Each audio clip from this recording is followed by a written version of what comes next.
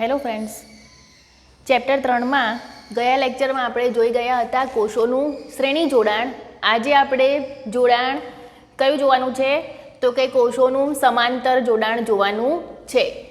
અગાઉના લેક્ચરમાં આપણે જુદા જુદા પ્રકારના કેપેસિટરોના પણ જોડાણ જોઈ ગયા હતા, અવરોધોના પણ જોડાણ જોઈ ગયા હતા. હવે એવું જ આપણે વિદ્યુત કોષોનું જોડાણ જોવાનું છે. તો સૌથી પહેલાં તો આપણે શ્રેણી જોડાણ જોઈ ગયા હતા ગયા લેક્ચરમાં, અને આજે આપણે સમાંતર જોડાણની ચર્ચા કરીશું. તો સમાંતર જોડાણ એટલે શું? તો કે કોષોના ધન ધ્રુવો એક તરફ, એટલે કે બધા જ ધન ધ્રુવો એક બિંદુએ જોડવામાં આવે છે, અને જે ઋણ ધ્રુવો છે એ બીજા બિંદુએ એટલે કે બીજી સાઈડ જોડવામાં આવે છે. તો આવા જોડાણને શું કહે છે? વિદ્યુત કોષોનું સમાંતર જોડાણ કહેવામાં આવે છે. તો અહીંયા આપણે ફિગર ડ્રો કરી છે. એમાં મિત્રો આપણે સરળતા માટે બે જ વિદ્યુત કોષો લીધા છે, જેનું EMF છે E1 અને E2. બંને કોષોના આંતરિક અવરોધો છે સ્મોલ r1 અને સ્મોલ r2. અહીંયા મેં તમને આ વ્યાખ્યા કીધી એ જ પ્રમાણે જોડાણ કરેલું છે.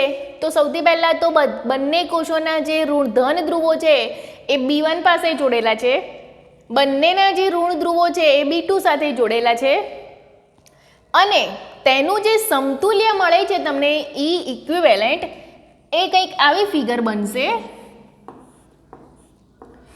એટલે કે આ બંને કોષોનું સમાંતર જોડાણ કરવાથી જે મળ્યું E ઇક્વિવેલન્ટ એ છે, અને તેનો જે R ઇક્વિવેલન્ટ છે એ શું છે? બંને કોષોને જ્યારે સમાંતરમાં જોડો છો ત્યારે તેનો આંતરિક અવરોધ જે છે એને R ઇક્વિવેલન્ટ તરીકે દર્શાવવામાં આવે છે. બંનેનો EMF જે છે સમતુલ્ય એને E ઇક્વિવેલન્ટ તરીકે દર્શાવવામાં આવે છે. અને આ જે બંને જે પોઈન્ટ છે A અને C એ તો બંનેમાં સેમ જ રહેશે, માત્ર B1 અને B2 નું જ ડિવાઈડ થાય છે. એટલે કે આની અંદર તમને બે રસ્તા મળે છે મિત્રો પ્રવાહને વહેવા માટે. એક તો છે એ B1, B2 અને C, એટલે કે ઉપર તરફનો પહેલો કોષ, નીચે તરફનો બીજો કોષ. બંનેમાં નામ નિર્દેશન તો સેમ જ છે, A, B1, B2 અને C E1 માટે, A, B1, B2 અને C E2 માટે. એટલે હવે આપણે 1 by 1 જોઈ લઈએ. તો સૌથી પહેલાં તો આકૃતિમાં દર્શાવ્યા પ્રમાણે સમાંતર જોડાણ એટલે શું? તો ધન ધ્રુવો અને ઋણ ધ્રુવો જો અલગ અલગ બાજુએ જોડેલા હોય તો આવા જોડાણને કોષોનું સમાંતર જોડાણ કહે છે. જેમાં નામ નિર્દેશન કર્યું છે એ પ્રમાણે E1 જે કોષ છે એમાંથી I1 પ્રવાહ વહે છે, E2 વિદ્યુત ચાલક બળ ધરાવતો જે કોષ નંબર 2 છે એમાંથી I2 પ્રવાહ વહે છે. હવે કોષોનું જ્યારે સમાંતર જોડાણ કરો છો ત્યારે વિભાજન કોનું થશે મિત્રો? વિદ્યુત પ્રવાહનું. દરેક કોષમાંથી એટલે કે દરેક શાખામાંથી અલગ અલગ વિદ્યુત પ્રવાહ વહે છે. તો જ્યારે વિભાજન થાય તેનું શું કરવામાં આવે છે? ટોટલ શોધવા માટે સરવાળો કરવામાં આવે છે. એટલે અહીંયા વિદ્યુત પ્રવાહનું વિભાજન થયું હોવાથી ટોટલ પ્રવાહ જે છે તમારા વિદ્યુત કોષમાં પરિપથમાં કેટલો વહે છે? તો કે બંને બ્રાન્ચમાંથી વહેતા પ્રવાહના સરવાળા જેટલો, એટલે કે I બરાબર I1 પ્લસ I2, જે તમારું સમીકરણ 1 રહેશે. આ સમીકરણને બોક્સમાં એટલા માટે મૂકવાની છે જરૂર કે તમે બંનેમાંથી વહેતો પ્રવાહ જે શોધશો એ આની અંદર મૂકીને તમારે સાદુરૂપ આપવાનું છે. તો હવે આપણે I1 અને I2 શોધીએ. તો સૌથી પહેલાં તો શું લખેલું છે? B1 અને B2 પાસે વિદ્યુત સ્થિતિમાનના તફાવત શું છે મિત્રો? તો B1 પાસે છે VB1, B2 પાસે છે VB2.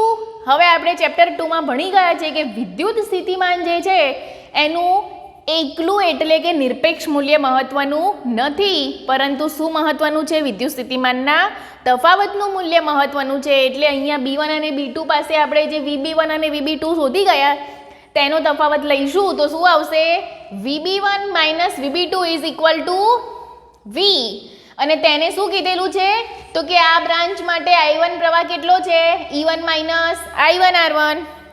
આની માટે PD કેટલો છે? તો કે E2 માઇનસ I2 R2. હવે તમે જુઓ તો I1 અને I2 બંનેની કિંમત તમને મળી ગઈ છે. તો VB1 અને VB2 ના તફાવતને હવે આપણે સામાન્ય રીતે જો V કહીશું તો VB1 માઇનસ VB2 બરાબર શું લઈશું મિત્રો? V.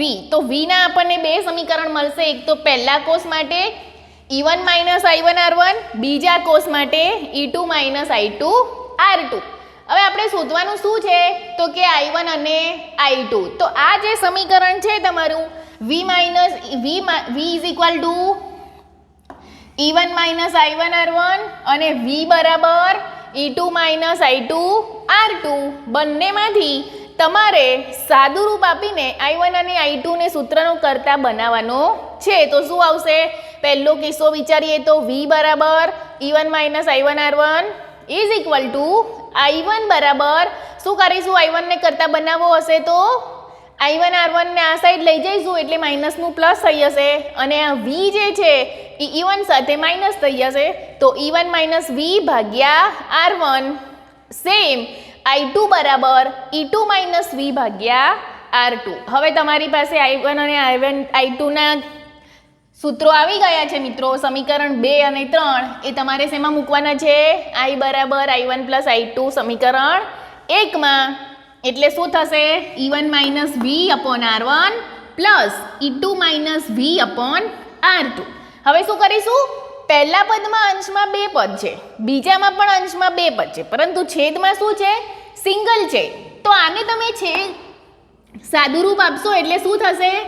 R1 જે છે એક વખત E1 સાથે જશે, R1 જે છે એક વખત v સાથે જશે.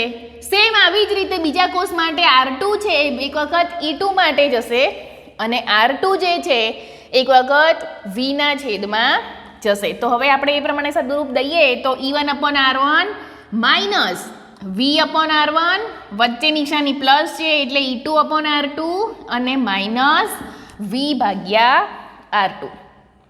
હવે શું કરીશું? આપણી પાસે ટોટલ 4 પદો આવી ગયા છે મિત્રો. તો શું કરીશું? E વાળા પદોને એક ભેગા કરીશું અને v વાળા પદને ભેગા કરીશું. તો E1 upon R1 plus E2 upon R2 minus બંનેમાંથી કોમન કાઢીશું અને v બંનેમાં અંશમાંથી કોમન બહાર કાઢીશું તો માઇનસ v. બાકી શું વધે છે? તો 1 upon R1 plus 1 upon R2 plus કેમ કર્યું? તો માઇનસ માઇનસ પ્લસ થાય છે એટલા માટે. ઇઝ ઇક્વલ ટુ હવે સાદુરૂપ આપીશું તો ચોકડી ગુણાકાર તો બધાને આવડે જ છે. ધોરણ 10માં ગણિતમાં ચેપ્ટર આવતું જ હતું આપણું. તો E1 R2 plus E2 R1 છેદમાં લસા લેશો તો R1 R2 માઇનસ v. આનું પણ શું થશે? તો કે R1 plus R2 upon R1 into R2. આ સાઈડ શું છે તમારી પાસે? I. ક્યાંથી લાવ્યા? તો ટોટલ જે પરિપથમાંથી પ્રવાહ વહે છે તે બંને બ્રાન્ચના પ્રવાહનો સરવાળો છે એટલે I બરાબર I1 પ્લસ I2. સાદુરૂપ આપીને આપણે આટલે પહોંચ્યા છીએ. હવે તમારે શું કરવું છે? વિદ્યુત સ્થિતિમાન શોધવામાં આપણો રસ છે. એટલે વિદ્યુત સ્થિતિમાન ક્યાંથી મળશે? તો કે આ v જે પદ છે એને જો તમે ટાર્ગેટ બનાવશો તો મળશે. તો અહીંયા v માઇનસ છે પરંતુ આપણે પ્લસ જોઈએ તો શું કરવાનું? બરાબરની બીજી તરફ લાવવાનું. તો આખું જ પદ અત્યારે આપણે લઈ આવીએ છીએ તમને સમજાવવા માટે. તો v into R1 plus R2 upon R1 R2 is equal to આ પદ તો સેમ જ રહેશે પણ અહીંયા જે ડાબી તરફ I હતો એ આ સાઈડ જશે તો માઇનસ થઈ જશે. હવે આગળ વધીએ તો આપણે v ને સૂત્રનો કરતા બનાવવો છે તો v ની સાથે જે ગુણાકારમાં છે એને બરાબરની આ સાઈડ લઈ જઈશું તો ભાગાકારમાં જતું રહેશે. તો v બરાબર E1 R2 plus E2 R1 છેદમાં R1 R2 છેદમાં આખાના છેદમાં શું આવશે?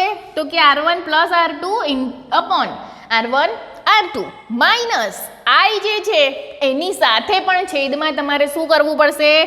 R1 plus R2 upon R1 into R2. હવે જોઈ લેવાનું છે આપણે કે કયા કયા પદ ઉડી જાય છે. તો પહેલા પદમાં R1 R2 બંને છેદમાં છે એટલે બંને એકબીજા સાથે કેન્સલ થઈ જશે જે અહીંયા કરેલા જ છે. Minus I into R1 R2 upon R1 plus R2 કેમ કર્યા? તો આ પદ જે આપણે નીચે લઈ જઈશું એમાં આ જે R1 R2 છે એ છેદનો પણ છેદ બને છે અને એક નિયમ એવો છે કે છેદનો છેદ હોય એ પોતે ક્યાં જતો રહે છે? અંશમાં. એટલે R1 R2 જે છેદનો છેદ હતો એ હવે આપણો અંશ બની જાય છે. એટલે સમીકરણ શું આવ્યું હવે ફાઇનલ તમારી પાસે? v બરાબર E1 R2 plus E2 R1 છેદમાં R1 પ્લસ R2 અને બંનેના છેદમાંથી R1 ઇન્ટુ R2 કેન્સલ થઈ ગયા છે. Minus I into R1 R2 upon R1 plus R2 જે તમારું સમીકરણ 4 છે. હવે તમે આ સૂત્ર જોશો તો તમને શું મળે છે જોવા મિત્રો, V બરાબર E equivalent minus I into R equivalent.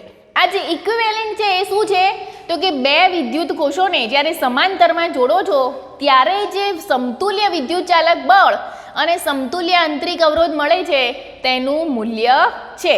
તો આપણે ત્યાં શું લખવાનું, સમીકરણ 4 અને 5 ને સરખાવો તો E ઇક્વિવેલેન્ટ બરાબર શું મળશે તો કે પહેલું પદ માઇનસ R ઇક્વિવેલેન્ટ બરાબર શું મળશે તો કે I ની સાથે ગુણાકારનું બીજું પદ. હવે 4 અને 5 ને સરખાવ્યા એટલે તમને 6 અને 7 સમીકરણમાં શું મળ્યું, E ઇક્વિવેલેન્ટ અને R ઇક્વિવેલેન્ટના ઇક્વેશન. શું કરવાનું છે હવે, E ઇક્વિવેલેન્ટ અને R ઇક્વિવેલેન્ટ એટલે કે બંનેનું ગુણોત્તર લેશો તો વળી પાછું R1 + R2 બંને છેદમાં છે એટલે કેન્સલ થઈ જશે. એટલે E equivalent upon R equivalent is equal to E1 into R2 plus E2 into R1 છેદમાં R1 ઇન્ટુ R2. હવે પાછું આને સાદુરૂપ આપવા માટે બંનેને આપી દઈશું R1 R2. પહેલા પદમાંથી શું કેન્સલ થઈ જશે, R2 એટલે E1 અપોન R1 પ્લસ બીજા પદમાંથી R1 કેન્સલ થશે એટલે E2 અપોન R2. જે શું આપે છે તમને, કોષમાંથી જ્યારે પ્રવાહ બહારની તરફ વહેતો હોય ત્યારે સમતુલ્ય વિદ્યુત ચાલક બળ અને આંતરિક અવરોધનું સૂત્ર આપે છે.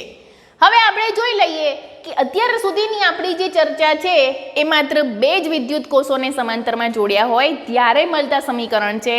પરંતુ જો વ્યવહારિક દ્રષ્ટિએ બેના બદલે n કોષો જો સમાંતરમાં જોડશો તો E ઇક્વિવેલેન્ટ અને R ઇક્વિવેલેન્ટના સમીકરણ કેવા મળશે તો કે 1/R eq is equal to 1/R1 plus 1/R2 up to 1/Rn અને E equivalent upon R equivalent is equal to આ બે કર્યા હતા એના બદલે પ્લસ કરીને આગળ n સુધી સમીકરણ વિસ્તૃત કરવાનું છે. હવે એક ક્વેશ્ચન તમને પૂછાય છે 1 માર્ક્સમાં, એ શું છે કે જો બંને કોષો સમાન હોય એટલે કે બંને કોષો એક જ વિદ્યુત કોષ દ્રાવણમાંથી બનેલા હોય તો શું થાય છે તો કે જ્યારે બંને કોષો સમાન હશે અને તેને જો સમાંતરમાં જોડશો તો જે ફાઇનલી તમને E ઇક્વિવેલેન્ટ મળે છે એ કેટલું મળે છે તે આપણે જોઈ લઈએ.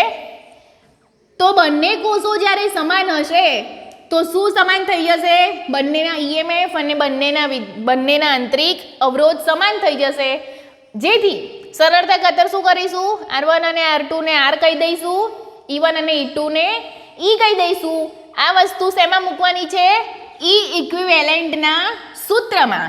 તો એ સૂત્ર કયું છે આપણું, સમીકરણ નંબર 6. આમાં E1 અને E2 ની બદલે E મૂકવાનું છે, R1 અને R2 ની બદલે R મૂકવાનું છે. તો તમારી પાસે શું આવશે, E into R plus E into R છેદમાં R plus R. ER plus ER એટલે 2ER અને છેદમાં R પ્લસ R એટલે 2R. તો શું કેન્સલ થાય, ઉપર નીચે 2 કેન્સલ થઈ જશે, ઉપર નીચે R કેન્સલ થઈ જશે. તો હવે માત્ર શું બચે છે, E.